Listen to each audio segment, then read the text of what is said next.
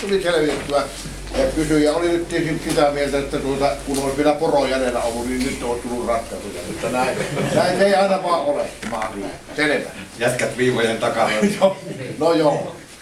Ei sitä lyödä ihan tietämättä läpi kyllä. Mutta sitten Mika, alkaa käydä keskelle keppiä vai kuinka?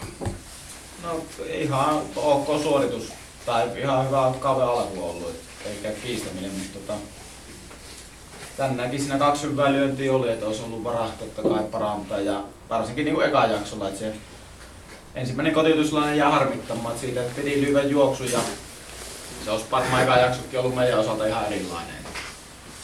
Sitä varten mielessä joukkueessa on, että lyö ne ensimmäiset tarvittavat pinnat, jossa lähtee sitten homma rullaamaan. Ja eka jaksolla se ei onnistunut ja jostain syystä niin porukka lamaantui, en tiedä lamaantuiko se siitä, mutta joka tapauksessa ei saatu sitten siinä sisäpelillisesti mitään aikaa.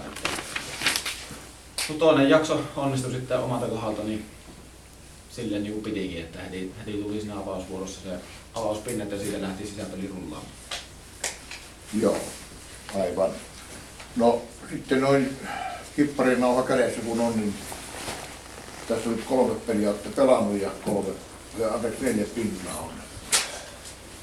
Mikä on oma mielipiteesi? No, ei tietenkään nyt voi olla tyytyväinen, että ollaan hävitty kumminkin näistä 3-2, mutta vastuksetkin on ollut kumminkin.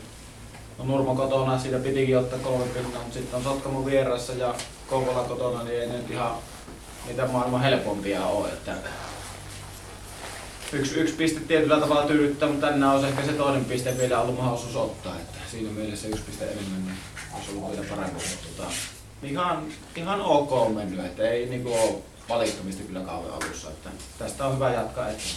Joo, selvä. Pikkusen anteeksi pakitan veskuun vielä.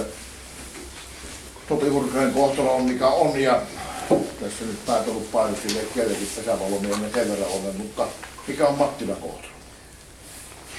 En puhu nyt vielä kohtalosta. Tai tilanne, sanotaan nyt tilanne.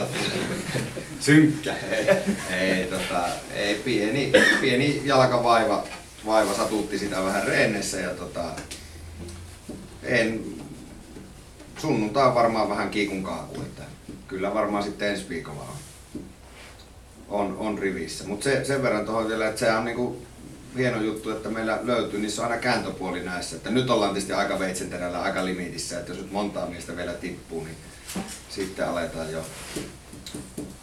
olla aika nesteessä. Mutta et sieltä löytyy nyt, Paakkisen Heikki avasi eilen superpesisuransa ja nyt jatko ja molemmissa on tullut kärkkäreitäkin ja oma junioria, se on hieno. Ja sitten tietysti voisiko sanoa melko puskista, niin on avauskokoonpanon päässyt tää johtaja hurskaa, niin kuin Topi on sivussa, niin vanhempi serkku johtaja Jussi niin kuitenkin oli jokeripaitaa satuteltiin päälle, niin nyt se häirii jo tuolla kolmosvahtina välillä siepparinakin, että näissä on aina tää kääntöpuoli jutuissa.